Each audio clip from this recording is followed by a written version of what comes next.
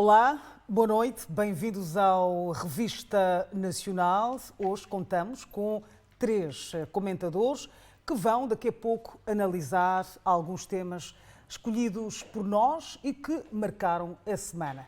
Mas antes passo a apresentar os convidados. Temos, como sempre, o Dr. Silvério Ronguana, também Egídio Vaz, e hoje temos um outro comentador que é Baltazar Fael. Vamos então começar por perguntar as breves da semana de cada um dos comentadores. Começo por si, Silvério Ronguana. Qual é a sua breve desta semana? Escolheu o Conselho Nacional do MDM. Boa noite, telespectadores. Boa noite, colegas do painel. Eu, efetivamente, escolhi este tema do Conselho Nacional do MDM, que vai se realizar no final do mês, por ser um momento importante para o partido, mas também um momento importante para o país, porque, como disse o presidente do Conselho Nacional do MDM, depois deste período de recolhimento, é um momento de o MDM efetivamente começar a se reerguer, a se reorganizar para continuar este grande projeto de Moçambique para todos, porque é um projeto que já não pertence apenas aos membros simpatizantes do MDM, mas é um projeto dos moçambicanos, na medida em que as políticas, a visão, as perspectivas, as ideias que vão ser discutidas neste Conselho Nacional e os caminhos que vão ser tomados serão caminhos que vão ter uma influência muito importante naquilo que é a política em Moçambique, mas também e sobretudo naquilo que é o nosso futuro. E é por isso que eu achei que era importante destacar esta efêmera muito importante que vai redefinir aquilo que efetivamente é o MDM para os próximos 5 anos. Muito obrigado. Exato. Passamos então para Egídio Vaz, que escolheu, aliás, a competição na assistência de ajuda humanitária em Cabo Delgado. Muito boa noite, caros telespectadores da TV Sucesso. Quero saudar aqui ao Dr. Baltazar Fael, meu novo colega de painel, ao professor Ronguane e assim a Ana Maria Albino.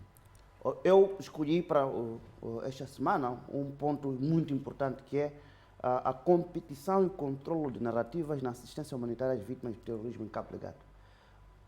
Para denunciar o comportamento de algumas organizações não governamentais em Cabo Delgado, que manipulam o número, que contornam as estruturas do Estado, e que querem fazer tudo à sua maneira e, acima de tudo, querem também estar sempre na mídia deturpando a verdade sobre o que é que está a acontecer em Cabo Delgado. O meu apelo é que estas organizações assistencialistas trabalhem em estreita colaboração com as estruturas do Estado em Cabo Delgado e não só, em Nampula também, para, primeiro, otimizar a efetividade da assistência humanitária, segundo, melhor coordenar e melhor responder às necessidades dos deslocados internos e, em terceiro lugar, também dar aquilo que em inglês chamaria de value for money, o que se gasta e o que se obtém destes gastos. Vou dar apenas 3 exemplos importantes para mostrar esta gritante situação que urge disciplinar as organizações não governamentais que trabalham em Cabo Delgado.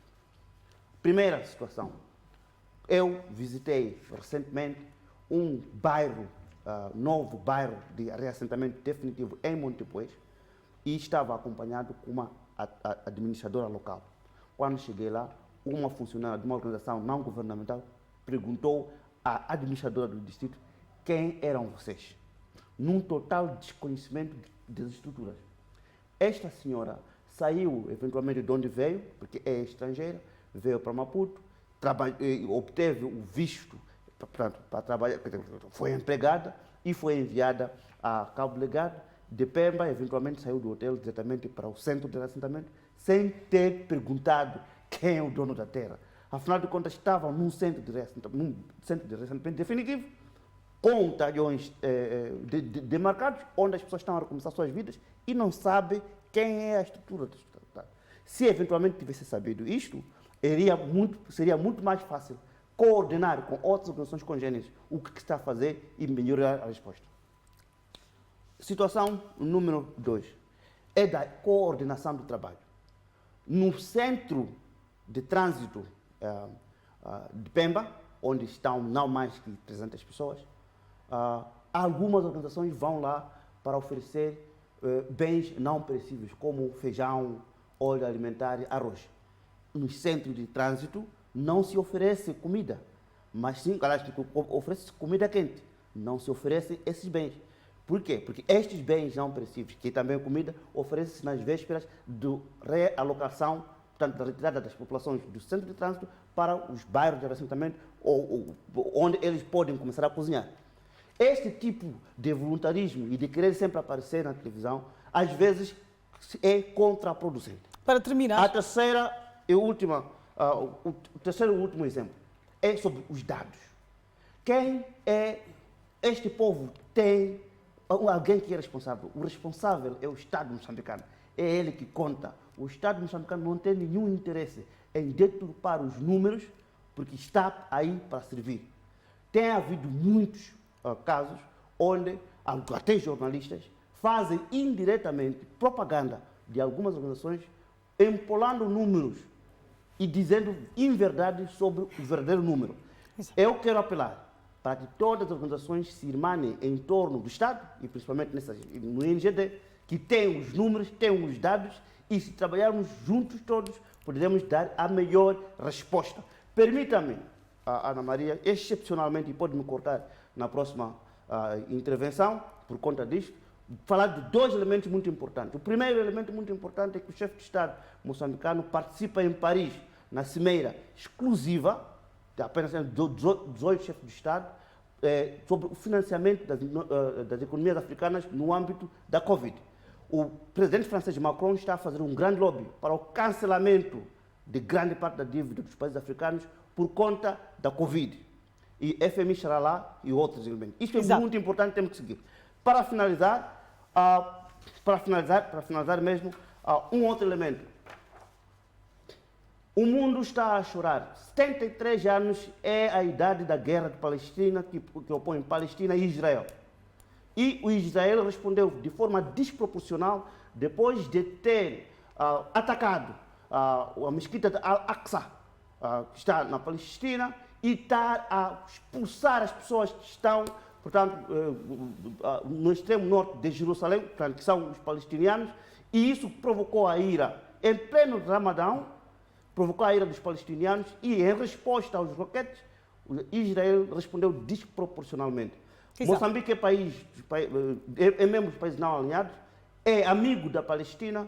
Eu julgo que é preciso lançar um grito de socorro e de repulsa a esta resposta desproporcional, que até atacou a imprensa. Um prédio inteiro ruiu. Obrigada, Egídio Vaz.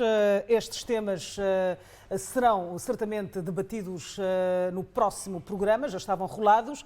Vamos então perceber a breve de Baltasar Fael para este domingo. Médicos contratados pelo Hospital Central de Maputo sem salários há 4 meses. Baltasar.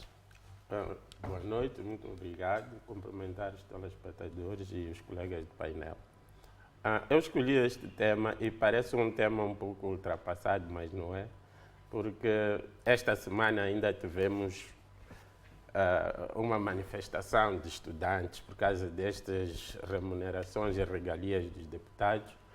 Portanto, numa altura em que temos médicos que de fato estão na linha da frente no combate à Covid-19. Estamos numa situação, não conheço muito bem os números, nem tecnicamente como é que isto se diz, mas neste momento estamos numa situação em que me parece que não há...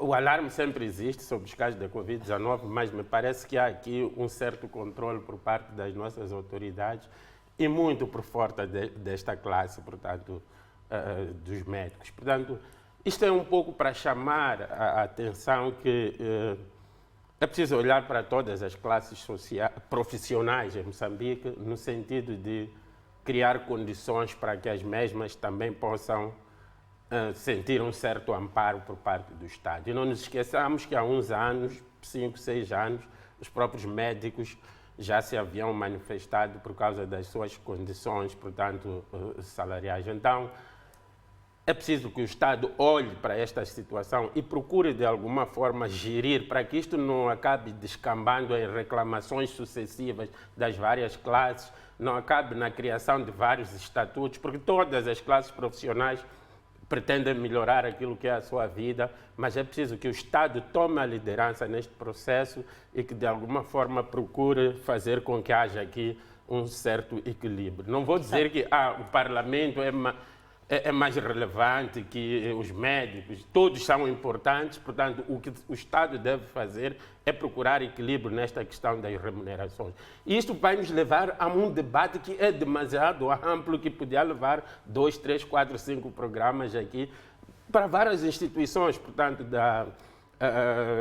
públicas em Moçambique, sobre a forma como é que estas definem aquilo que são os seus salários, as suas remunerações. Há aqueles que a própria lei dá esta abertura de, por si, definir essas remunerações. Será que isto traz alguma transparência a este processo? Eu penso que isto tem que ser bastante discutido, porque depois leva-nos a vários outros pontos, como, por exemplo, a questão das empresas públicas. Penso que vamos falar aqui da EDM daqui a bocado, em que a própria lei das empresas públicas diz que estas podem criar os seus próprios pacotes remuneratórios, mas é preciso saber que há certas empresas que até é vergonhoso que apareçam com certos privilégios e regalias, sendo empresas realmente deficitárias. Então, eu penso que é um debate que tem que começar a ser feito. Exato.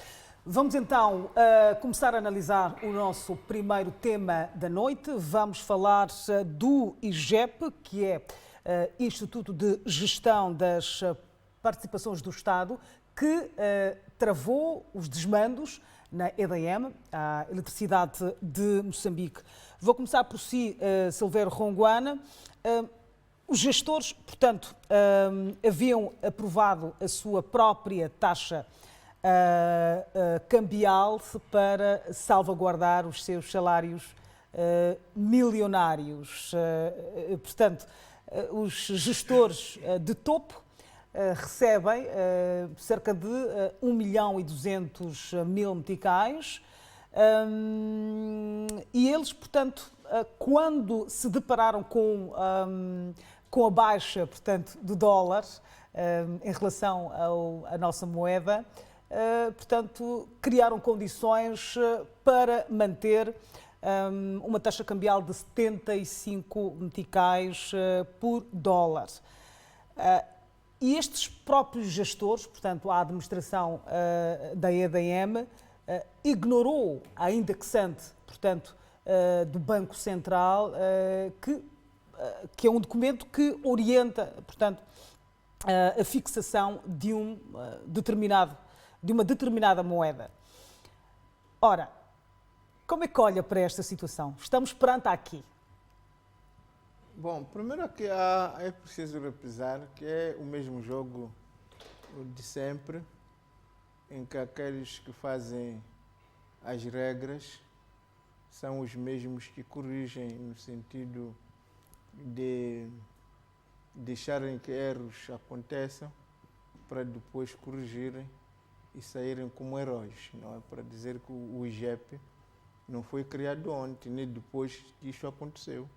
Já existe há muito tempo e a sua função é exatamente esta, por disciplina nas empresas públicas, colocar ordem, ver o que lá acontece, como é que o tecido empresarial do Estado está organizado.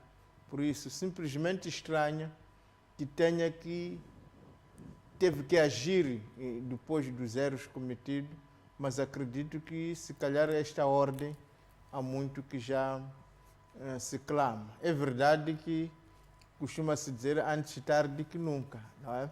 Mas, se calhar, isso demonstra que há uma necessidade de esta entidade que gere as empresas públicas possa ser mais proativa, possa apostar mais em ser preventiva, no sentido de não deixar que as coisas ocorram para depois corrigir, mas agir no sentido de impedir que este tipo de coisas acontece. Isto por um lado.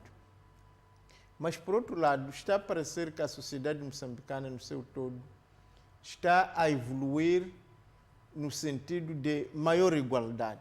Porque, com dólar ou sem dólar, nós percebemos que a situação salarial em Moçambique, sobretudo no setor público, é muito dispara. E parece-me que, se olharmos a gênese do nosso Estado, em que nos anos 80, aliás, houve aquele famoso decreto 4/80, em que todos os funcionários públicos deviam receber 2.100, e depois, 30 anos mais tarde, a gente encontra estas disparidades, em que um salário mínimo de 3, 4 mil e apanha o salário máximo de 1.200.000. Portanto, é caso para dizer quem te viu e quem te vê. Portanto, parece-me que esta ideia igualitária, que temos que reconhecer que tinha raias de exagero nos anos 80, também hoje está em exagero no ponto contrário. Portanto, é aquilo que se diz nem 8 nem 80. Portanto, parece-me que a sociedade moçambicana, por diversas formas, estamos a falar destes casos, mas estamos a falar de outros casos também, há um denominador comum que a sociedade está a lançar, é que não tolera essas desigualdades muito grandes dentro da mesma sociedade, dentro do mesmo setor público. Portanto, parece que somos chamados, cada um de acordo com a sua capacidade de intervenção, no sentido de trabalharmos para redescobrir a questão da igualdade. Porque exato, mas Dr. Silvério Ronguana não concorda, portanto, com estas atitudes do Conselho de Administração da EDM, mas, portanto, aprovou a questão das regalias para os agentes e funcionários da Assembleia da República. Concordou com isso? Mas é por isso que eu não queria falar num assunto que estou em evidente conflito de interesse. Penso que não teria sentido intervir nessa matéria. E é por isso que estou a dizer que a sociedade moçambicana, no seu todo, está, neste momento, a clamar, porque a sociedade moçambicana, no seu todo, começou por um enfoque de igualdade. Mas o Dr. É preciso lembrar que em 2000 defende, está lá por causa de uma parte desta sociedade moçambicana que o senhor representa. É por isso mesmo que estou a dizer, olhando para a sociedade moçambicana, nos anos 80, a tônica foi da igualdade, de tal maneira que se publicou o decreto 4/80, em que todos os funcionários públicos recebiam 2.100. Ora, este paradigma de tão exagerado foi rompido e começou-se a se dar maior liberdade.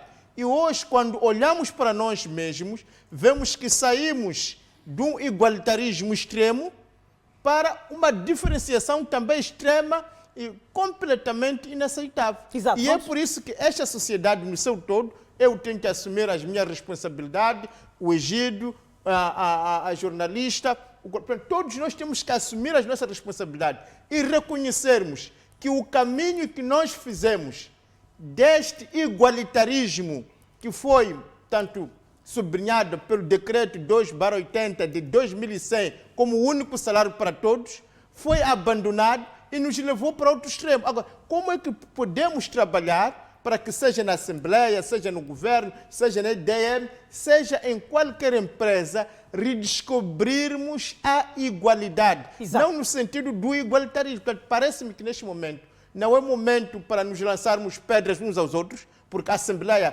comete os seus erros, o governo, a sociedade civil também tem salários inaceitáveis. Aqui mesmo nesta empresa de jornalista também tem disparidade de salários inaceitáveis. Que a Assembleia da República cometeu um erro? Eu aceito que todos nós cometemos erros. Eu, como deputado, cometo erros, não é? E quando cometo erros, tenho que me... Está a admitir que desta vez nós cometemos... Não há ninguém que não cometa erros, senão Deus. Obrigada. Temos que todos nós trabalharmos para redescobrirmos a igualdade, porque a diferença social começa aqui nessa TV, aliás, aqui na TV Sucesso, Exato. está nas organizações da sociedade civil, está nas nossas casas mesmo, a diferença que uma pessoa recebe, o que paga empregado.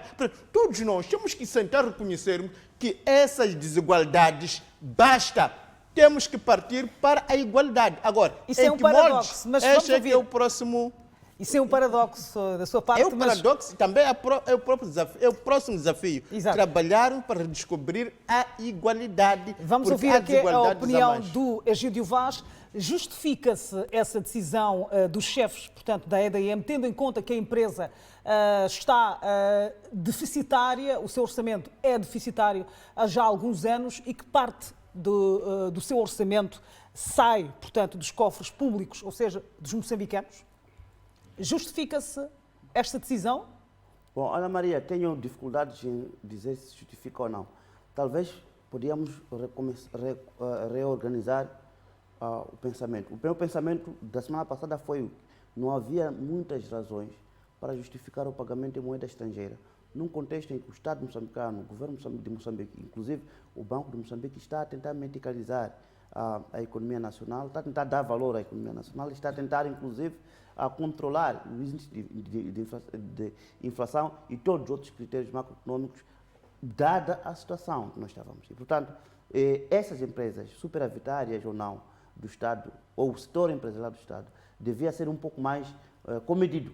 Eu disse aqui, no domingo passado, e na segunda-feira seguinte, foi isso que aconteceu, o IGEP, aliás, a EDM, reunida em Assembleia Geral, aliás, recuou na sua decisão da taxa de câmbio, portanto, baixou de 75, parece que até a 58 meticais. Ou seja, em termos concretos, esses altos funcionários continuam a vencer em dólar americano, mas vai refletindo o salário em meticais de acordo com esse câmbio estabelecido. Por mim, devia acabar de vez. As pessoas devem saber quanto ganham por mês em meticais.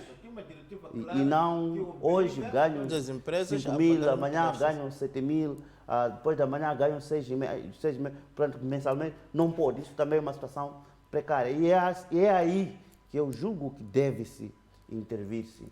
Os membros da sociedade civil ganham em dólares, porque fica mais fácil fazer matemática e prestar contas ao seu patrão. Mas porquê é que tem que sempre se rever em alta, não num valor razoável? Se o metical está agora a 58 meticais, porquê é que ao menos não se acrescentou até 60 e se manteve? Porquê é que então, mas a questão é esta, Ana Maria. Eles devem sofrer a mesma variação. É um risco ganhar em dólar na República de Moçambique, é um risco ganhar em dólar em qualquer parte do mundo, se não for apenas nos Estados Unidos da América. Porque o câmbio vai variando. E eu julgo que para corrigir isso de uma vez, estabilizar as contas, não tem problema, todo mundo tinha que ganhe o seu 1.200.000 meticais em meticais. Exato. E não temos que ter aqui com um tipo de variação. Isso é bom para a nossa economia. Agora, quando essa gente faz esse tipo, protege a si própria. Protege a si própria porque tem e age em prejuízo do bem maior que é o Estado, mas eles protegem a si próprio. Não há necessidade. Eu sou moçambicano, estou na República de Moçambique. Porque, para que é que eu vou precisar de ganhar em moeda estrangeira? Bom, são estes exemplos que nos dão algum desconforto em pensar que, por facto de serem empresas com estatuto próprio e tal, as pessoas estão lá para se servir e não olham o global numa perspectiva geral. Eu julgo que se o Presidente da República ganha em meticais, o deputado da Assembleia da República ganha em meticais, o juiz ganha em meticais, o Presidente do Tribunal Supremo ganha em meticais, portanto, nessa República, essa gente, esses servidores não ganham em outra moeda. Então, por que é que uma empresa do Estado moçambicano não participada por isso precisa de ganhar em moeda estrangeira? Exato. Boa pergunta. Querem ir aonde? Com dólar. Se são moçambicanos. Boa pergunta, Egídio Vaz. Passamos então a ouvir a sua opinião, Baltazar Fael. este estatuto próprio que a EDM goza prejudica, de uma certa forma, ou dá esta autonomia para que eles possam fazer e desfazer dentro da própria empresa? Olha, eu penso que isto, na minha ótica, precisava de uma visão mais ampla. Não sei se, de fato, só a EDM é que paga os salários em dólares nas empresas públicas ou participadas pelo Estado. Isso pode ser algo que esteja generalizado em todas as empresas públicas e é preciso que o GEP procure, de alguma forma, como aquela entidade que faz a gestão, o controle das empresas públicas ou participadas, olhar para esta situação. Porque, neste momento, simplesmente levantou-se o rastilho. E é importante que estas questões, na minha ótica, venham a público para que haja um debate mais amplo para vermos da razoabilidade deste tipo de situação. Ora, este decreto ou este aviso, já não me lembro que diploma legal é que o Banco de Moçambique emitiu na altura, no sentido de que não se devia continuar a pagar em dólares em Moçambique, penso que já vem de alguns anos, não é algo novo. Pura e simplesmente, o que eu acho é que a EDM quis se aproveitar da situação do dólar estar a baixar para fixar um câmbio para que não perdesse, portanto, aquilo que são os rendimentos que vinham, portanto, a oferir. Eu penso que foi algo bastante, na minha ótica, feito embaixo do tapete, como se diria na gíria. Não é algo que foi feito público. E se este documento que veio a público não tivesse tanto surgido, eu penso que os funcionários da EDM ainda estariam a violar aquilo que são as normas de funcionamento do sistema financeiro em Moçambique e terem indexado, portanto, o seu valor a uma taxa bastante alta que é esta que está a acontecer. Eu penso que este tipo de situações não acontecem. Fala-se aqui da sociedade civil, sempre puxa-se isso, mas eu quero avançar um aspecto. É que ninguém vai ao Banco de Moçambique, aliás, à banca comercial hoje, com um cheque meticais, se não for para viajar, aliás, em dólar, se não for para viajar e justificar com um visto ou com um bilhete de passagem, de que precisa de dólares para sair deste país, para fora. Portanto, ninguém faz isso. Ninguém vai à banca comercial com um cheque para levantar o seu salário em dólar em Moçambique. Isto não acontece. Portanto, não há nenhuma sociedade civil, não há nenhuma outra entidade que consegue sacar dólares no banco. Então, há uma obrigação de todas estas entidades pagarem os salários dos seus trabalhadores em meticais. Isto é um fato. Então, não pode aparecer uma empresa pública, como disse muito bem a Ana Maria, deficitária, que vive de contratos de programa com o governo, de acordos de retrocessão, e vir aqui praticamente deficitária. Nós não temos energia de qualidade neste país porque não se investe, não há fundos para isso.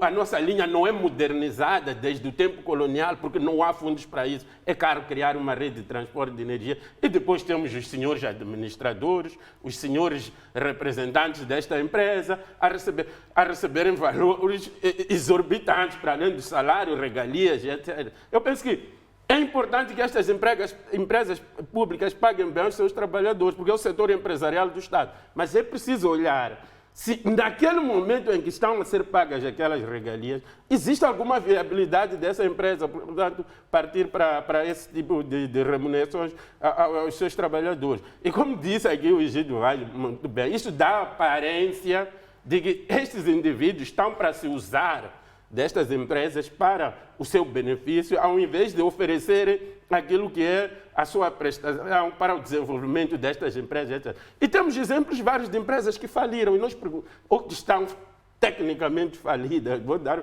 um exemplo muito rápido da MCL e outras que existem. Exatamente. E se você for ver, por exemplo, a estrutura acionista destas empresas, tem lá administradores não executivos, quer dizer, empresas criadas simplesmente para dar de comer, para dar pão a alguns elementos, a algumas pessoas com um certo estatuto neste país. Eu penso que temos que redefinir o modelo de gestão destas empresas, o pacote remuneratório, como é que é definido, quando é que há necessidade ou existe a possibilidade de pagar, portanto, os funcionários sêniores destas empresas em dólares. Quer dizer, uma série de situações. Por quê? Porque quem vazou este documento é alguém da EDM interno. E é alguém que não se beneficia destes valores e que, por causa disso, colocou a coisa em público. E é importante que coloquem em público, de fato, porque se estas pessoas não colocam isto em público, e não vamos dizer que é um documento classificado ou um documento sigiloso da empresa, porque não é. Isto tem que ser discutido de forma transparente, tem que ser mostrado de forma transparente. E se não há esta discussão transparente, o que vai acontecer é que as pessoas depois vão, tanto de forma subretícia, ir retirando estes documentos e pôr na praça pública. Vou fazer uma questão assim, Baltazar. A EDM ignorou por completo, portanto, o documento do Banco Central que fixa o valor do dólar atualmente.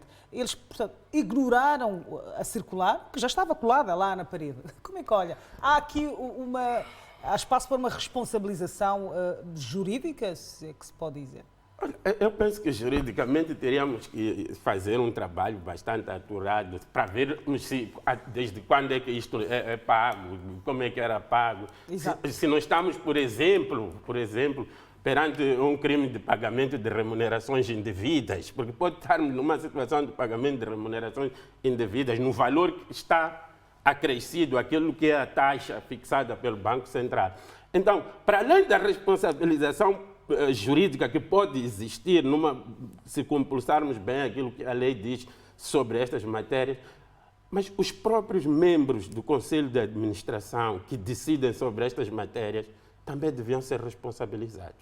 Num país sério, isto seria motivo de um debate bastante alargado e até podiam se pedir às cabeças destes gestores destas empresas como exemplo até para os outros gestores não pugnarem pelo mesmo caminho que estes seguiram. Portanto, é preciso quando a gente para de purificar as fileiras na polícia, também é preciso purificar as fileiras nas empresas públicas, de modo a que os gestores saibam a que é que estão nessas empresas, se é para se servirem ou para se servirem as pessoas. E vamos ver outras coisas.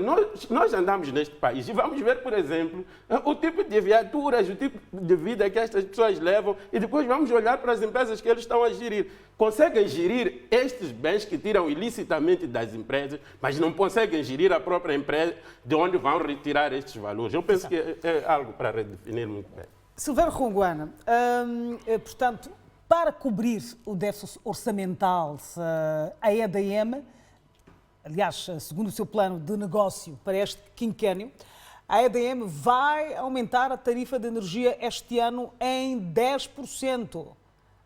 Como é que analisa, como é que olha para estes dois lados? Por um lado, temos funcionários de alto padrão a receberem e bem, e por outro lado, vamos ter um aumento de energia que é para cobrir o déficit orçamental, e este déficit orçamental, aliás, eles não olham para este déficit orçamental e mantêm, portanto, os seus salários e as suas regalias. Como é que olha para estas contradições?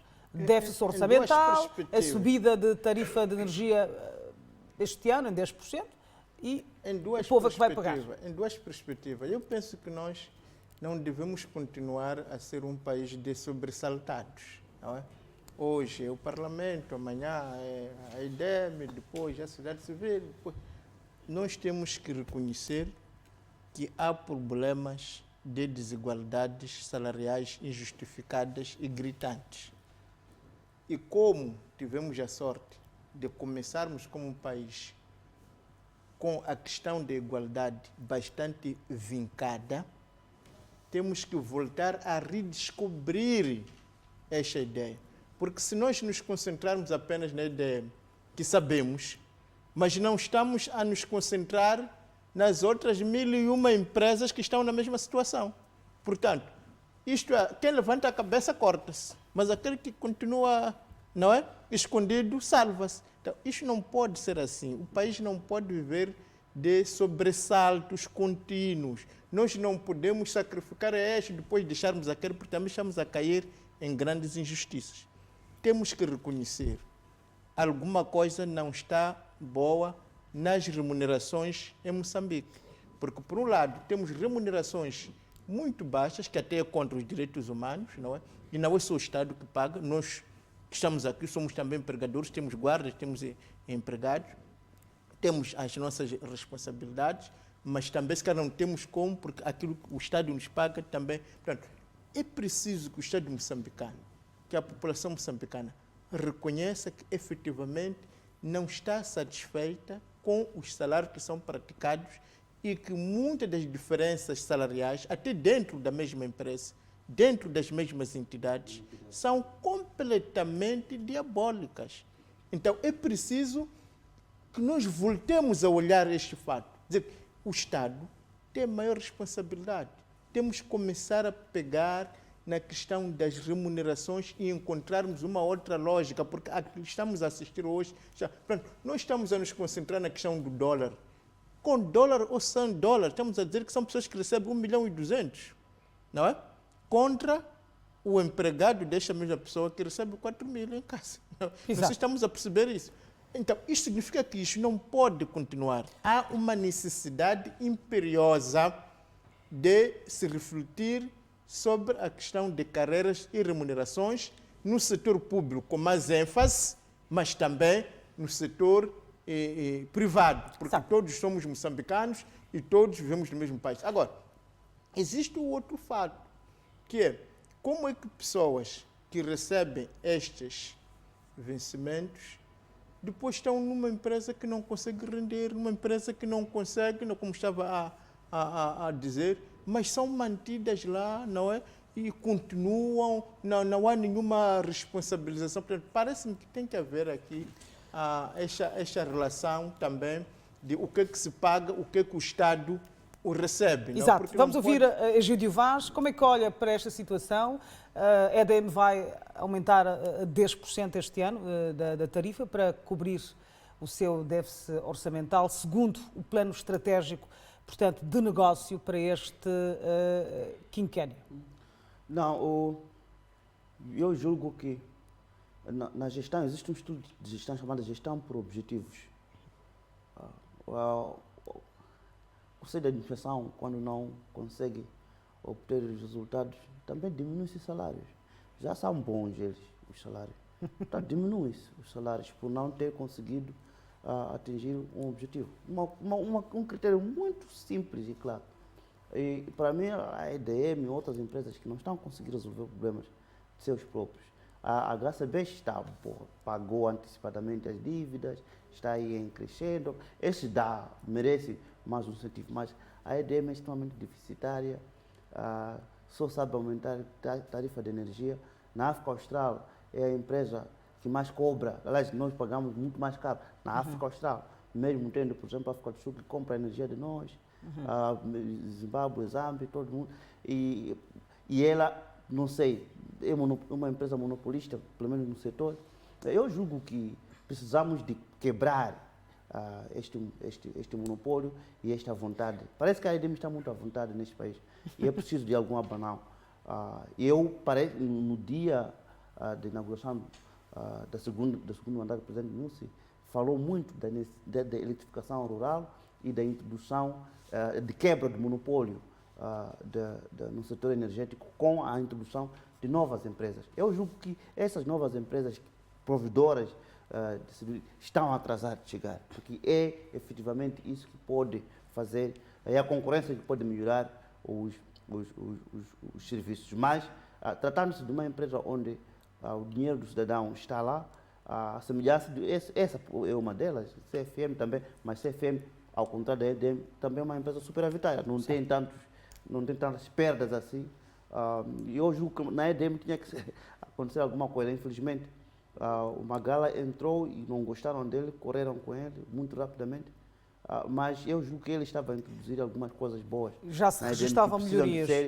Precisam ser retomadas. Por exemplo, nós estamos a pagar muito caro a energia, por quê? Por causa de incompetentes, pessoas que estão lá na cadeira, ganharem dinheiro de balúrdios e depois criam subempresas para prestarem serviços, compram material entre eles e tal, e andam aí negociadas. O resultado, os custos, o CAPEX, portanto, custos de manutenção, custos de capital e de investimento são muito mais caros e que precisam serem compensados com a receita. Onde é que vai buscar? De novo, vai buscar nos cidadãos.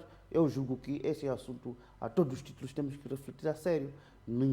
As empresas não podem aumentar de qualquer maneira as tarifas sem perceber. É a mesma brincadeira que está a acontecer, por exemplo, na telefonia móvel. Quanto custa um impulso?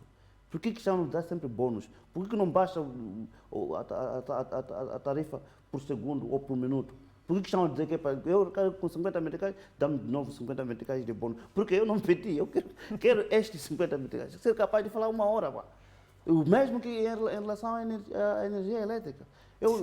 A EDM já está muito à vontade e que precisa de alguma sangria. Exato. É, portanto, um debate público. E ainda bem que este debate está sendo tomado por nós cidadãos cá fora, porque entre eles não conseguem, através do management by objective, gestão por objetivo, se a empresa não conseguir sair do vermelho onde está, baixa o salário dos dirigentes. Resolvi. Última questão para, portanto, avançarmos com outro tema. Vou fazer a mesma pergunta que fiz aos dois, mas também aqui há um fator que a EDM tem 2 sistemas de pagamento. Ou seja, 70% dos funcionários da EDM recebem em dólares e 30% recebem em meticais. Os 70% já sabemos que são, portanto, os gestores de topo e os 30% são aqueles que nós chamamos, passo a expressão, de soldados rasos. Como é que olha para esta situação? Estes 2 pagamentos em dólar e em metical e também pelo facto da EDM querer ter a pretensão de aumentar em 10% a tarifa, portanto, da energia para este ano, porque tem um déficit orçamental. Olha, eu penso que há uma questão que foi levantada aqui que eu penso que é pertinente, antes de ir direto à sua questão. Existe a necessidade de quebrar o monopólio da EDM no setor elétrico, em toda a cadeia de valor do setor elétrico. Quebrar o monopólio é preciso olhar para 2 aspectos. A EDM tem um monopólio de fato, não de direito. Porque, em termos de direito, desde 1997, que o setor elétrico está aberto à iniciativa privada. Mas, de fato, a gente pergunta, por que é que estes privados não entram no setor energético? O que é que está a acontecer aqui se o Estado criou uma lei e criou, portanto, outros decretos que propiciam a entrada de investidores privados neste setor? É preciso que tenhamos em conta este aspecto. Não será que uma excessiva proteção do Estado, a EDM, que faz com que os investidores privados tenham receio de entrar neste mercado sob pena de sofrerem, portanto, ações de desigualdade em termos de informação, assimetrias, etc. Mas, por outro lado, temos um regulador que foi criado recentemente, cuja função também, que é a ARENA, a Autoridade Reguladora de Energia, é trazer equilíbrio ao mercado. E principalmente no mercado em que você tem uma empresa pública protegida pelo Estado e depois tem os privados que não têm esta mesma proteção do Estado. Então, a ARENA vai jogar aqui um papel fundamental naquilo que é criar equilíbrios dentro deste setor para propiciar a entrada de novos investidores. Isto posso falar também da aviação. Na aviação, quem é que entra para competir com a LAM? A Air Corridor entrou, foi sabotada, está fora.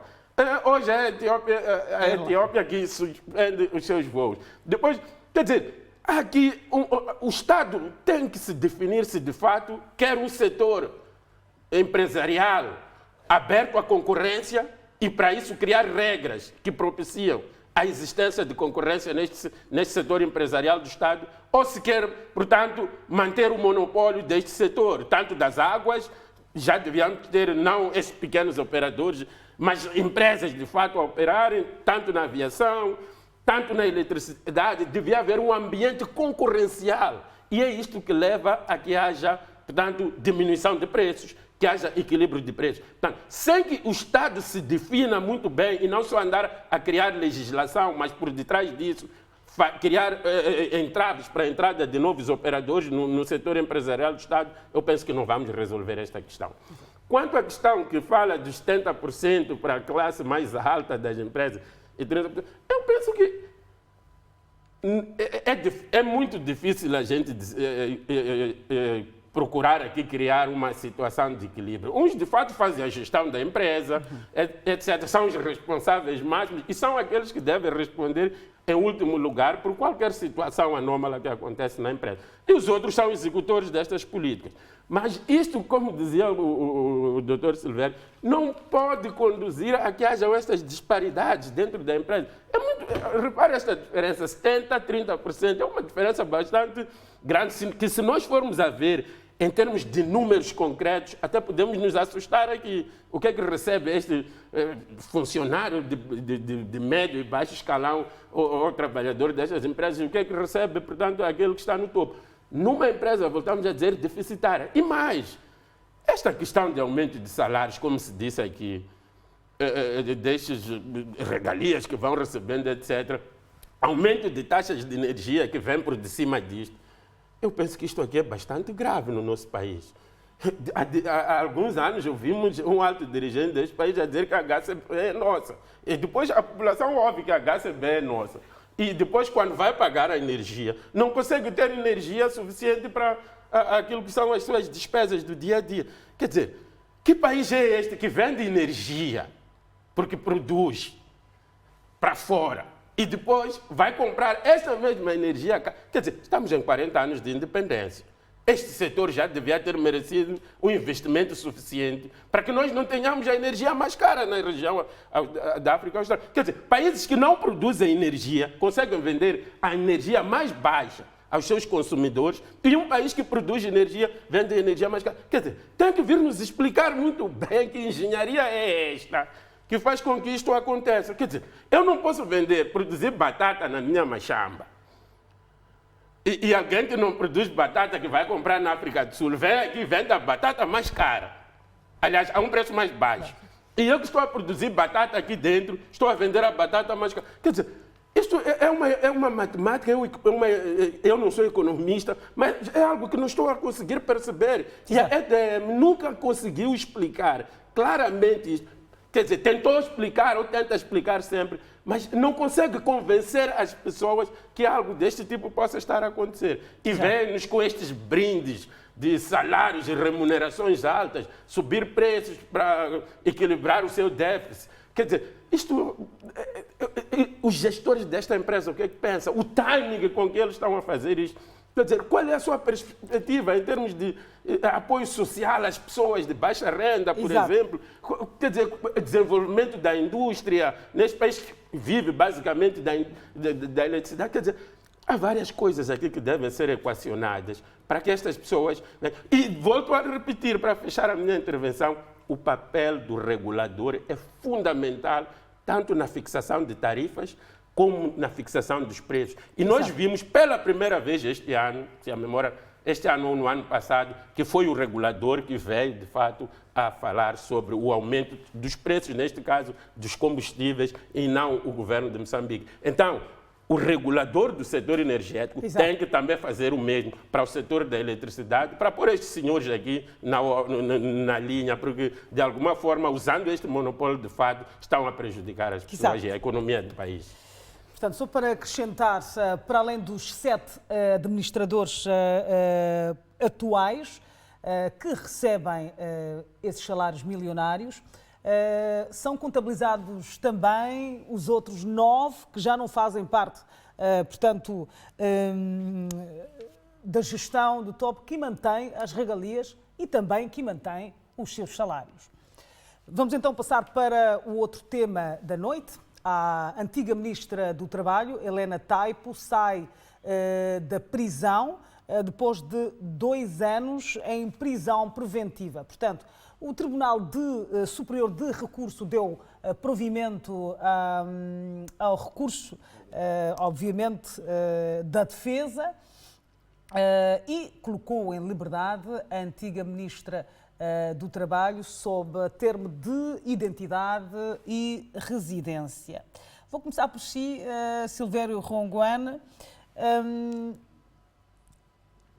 A antiga ministra é acusada, portanto, no desvio de cerca de 4 milhões de dólares, mas ela tentou justificar para onde é que este dinheiro foi. Na sua opinião, como é que olha para estes casos? É uma situação terrível e paradoxal, porque, por um lado, todos nós entendemos que quando alguém é acusado e até recebe esta medida de coação máxima, que é a prisão preventiva, é que existem factos suficientes para se levar esta pessoa a julgamento em tempo oportuno. Ora, quando depois destas acusações, destes desvios que nós ouvimos, depois o Ministério Público ou quem de direito não consegue deduzir portanto, a acusação para levar a pessoa a julgamento e a pessoa fica na cadeia este tempo todo. Por um lado, todos sentimos que não.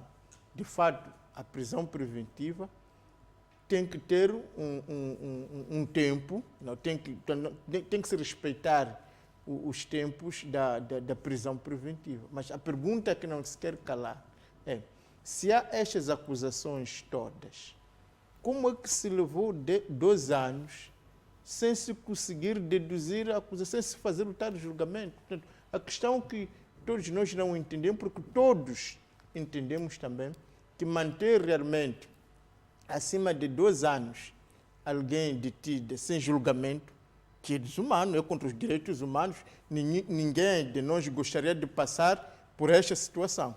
Se recebeu esta medida de coação máxima, que é a prisão preventiva, significa que existem razões, existem argumentos, existe já uma pré-acusação sólida que em pouco tempo vai ganhar corpo.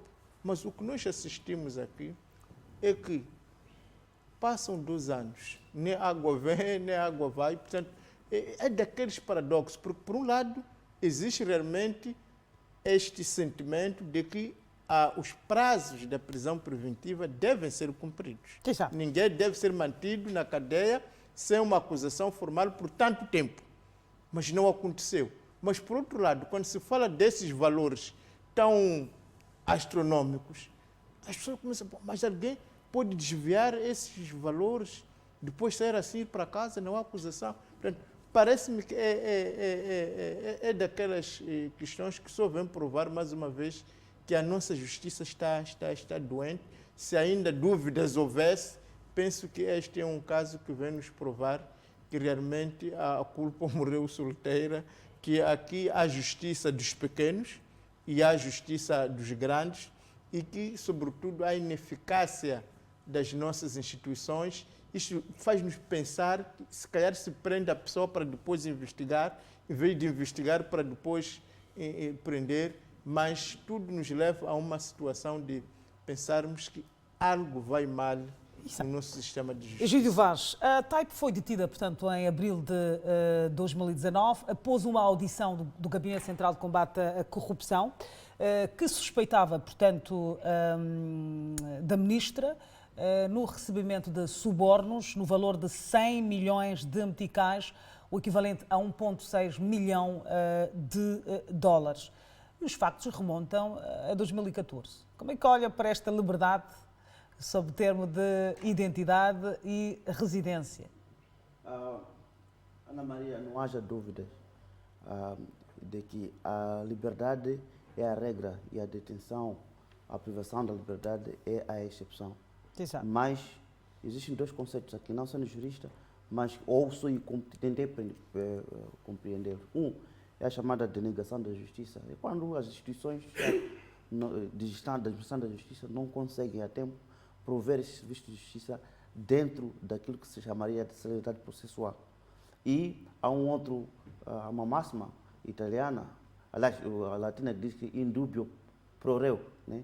Quer dizer, na dúvida, então, tem que se decidir a favor do reo. Mas parece que o nosso sistema de administração da justiça já inventou e encontrou outra fórmula, in dubio contra reo. Portanto, a questão aqui é mesmo na dúvida, prenda-se o reo, até nós encontramos qualquer coisa. E o que está a acontecer, o que aconteceu, por exemplo, com a doutora Helena TAIP, que neste momento sai sob termo de detenção, depois de ele ter submetido a 12 anos, habeas corpus, parece que isso, e só 2 anos depois de que isso sai. Mas, e aqui tenho que também chamar a atenção à própria Ana Maria, a Ana Maria e os cidadãos que lá foram, nós temos uma cultura muito estranha, a cultura popular de julgamento público, e gostamos de fazer a nossa justiça pelas nossas próprias mãos e temos pressa sempre de condenar. A doutora Helena Taipo até agora considera-se inocente, até que o tribunal competente o julgue e a condene e essa condenação se transite em julgado. Tenho tido muito receio em comentar nestas linhas de que alguém que foi detido e depois saiu sob termo de idade e residente, logo estamos a pensar que não, tinha que continuar como o professor Nuvunga. Normalmente eu não gosto de falar as pessoas, às costas das pessoas, mas o professor Nuvunga é sempre dessa ideia de julgamento público, de chamar os jureus para o estado da Machava e julgá-los e condená-los. E, portanto, não é por ali.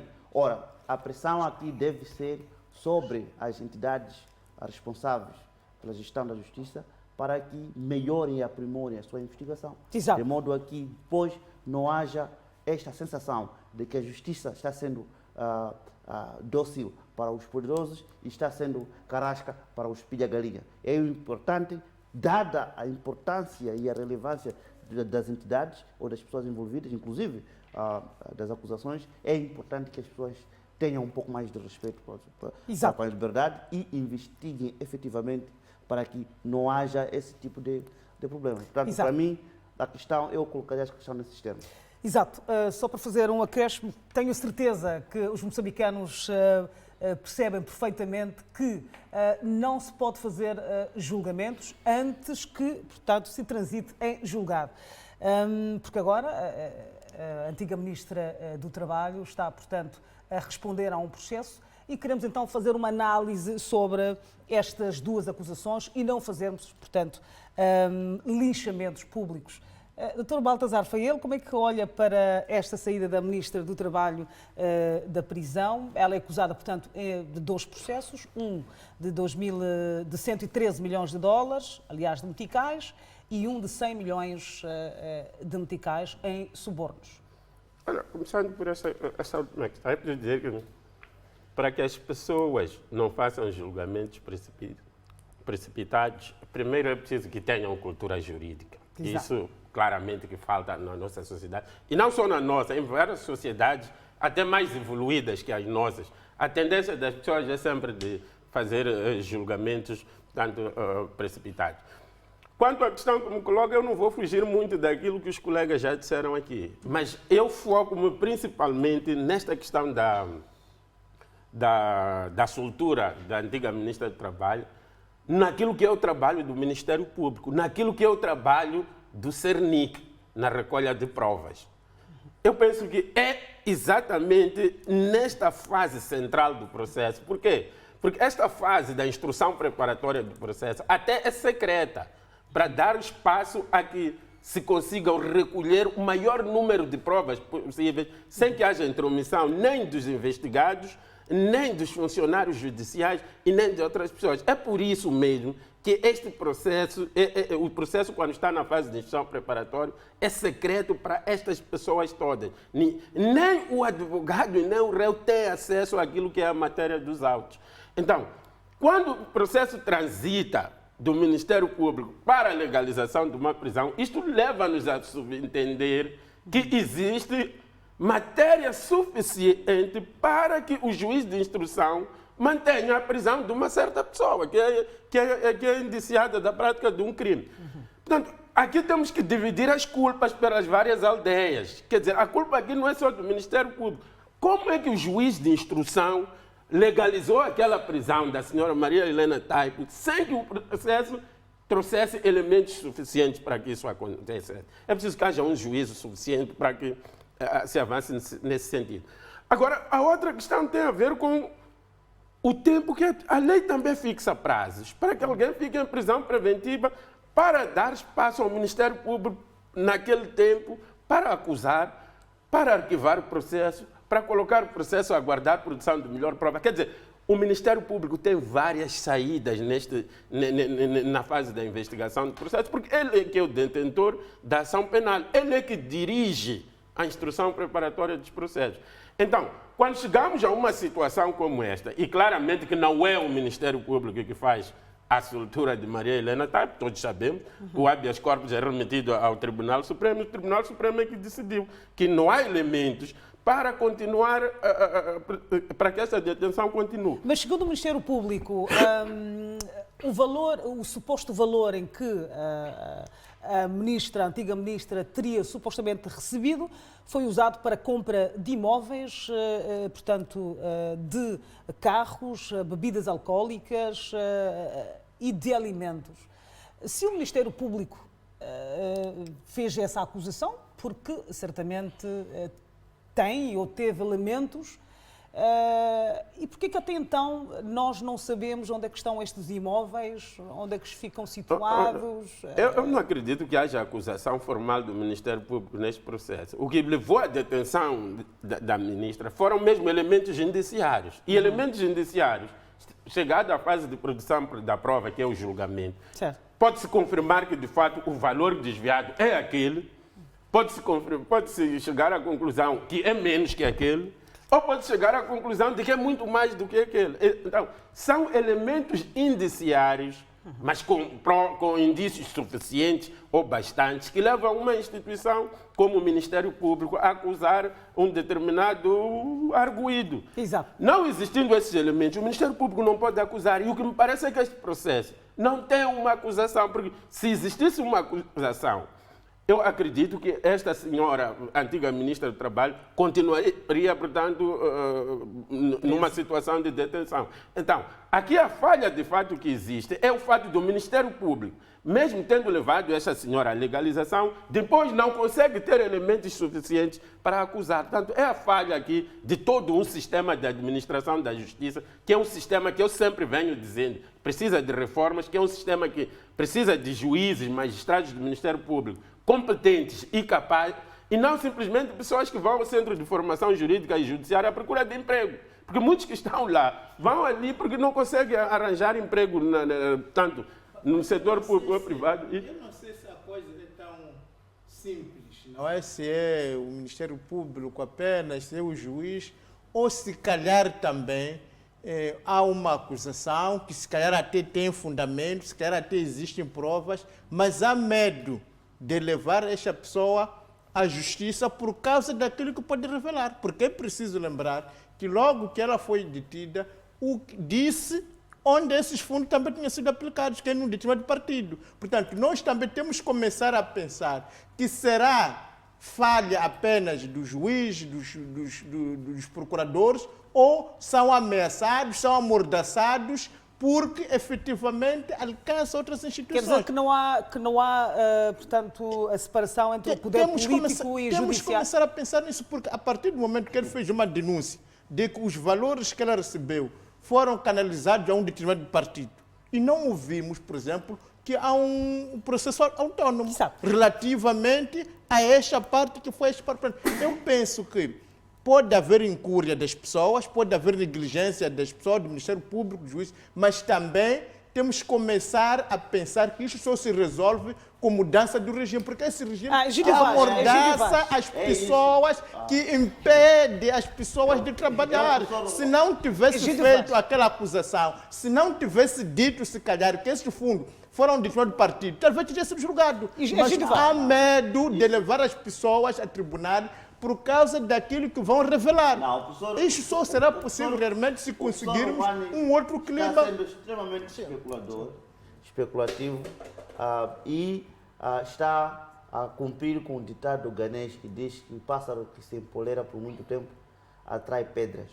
É verdade que a Frelimo está no poder desde a independência. Não é a Frelimo que foi acusado. E qualquer coisa como vinda do MDM ou da Renamo, o interesse sempre vai ser... Não, mas é que ela afirmou, quando ela foi presa, ela disse que o dinheiro foi para um partido. Vamos passar para o nosso dúvida tema. É por que não se leva ao julgamento? Quem tem medo de levar a Helena Taipo quem tem medo de levar esta senhora ao tribunal? Porque parece que se tem medo de que ela possa fazer revelações.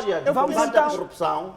nunca se detiveram tantas pessoas como está a acontecer neste momento, e principalmente nessa administração do presidente Nussi.